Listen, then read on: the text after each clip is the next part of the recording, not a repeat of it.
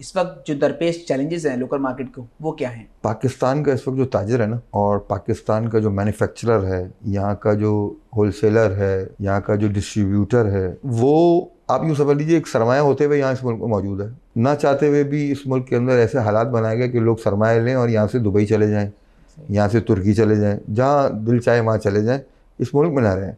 तो मैं तो उनको सलूट पेश करूँगा कि उन्होंने इस मुश्किल वक्त में भी अपने आप को यहीं सेटल रखा, और यहाँ पर सेटल रहने की वजह से आज उनका बिज़नेस अल्हम्दुलिल्लाह उनकी उस कुर्बानी की वजह से आज बड़ा है, कम नहीं हुआ। इंफ्रास्ट्रक्चर मौजूद नहीं है आपके यहाँ, सड़कों का हाल आप देख लें। उसकी वजह से जो सफ़र करता है ना, कंज्यूमर बाद में करता है, बिजनेसमैन पहले करता है। मेरी अगर दुकान, मेरा कोई सुपरमार्ट, मेरा कोई बड़ा मॉल किसी ऐसी जगह जिसकी सड़क का रास्ता ख़राब है, तो मेरे पास लोग नहीं आएंगे। इसी तरह आप यहाँ पर एनर्जी क्राइसिस देख लीजिए कि यहाँ पर ओवर बर्डन कितना है, ओवर एक्सपेंस क्यों करना पड़ता है कि बिजली का अल्टरनेट आपको जनरेटर होना चाहिए, यूपीएस होना चाहिए, सोलर होना चाहिए।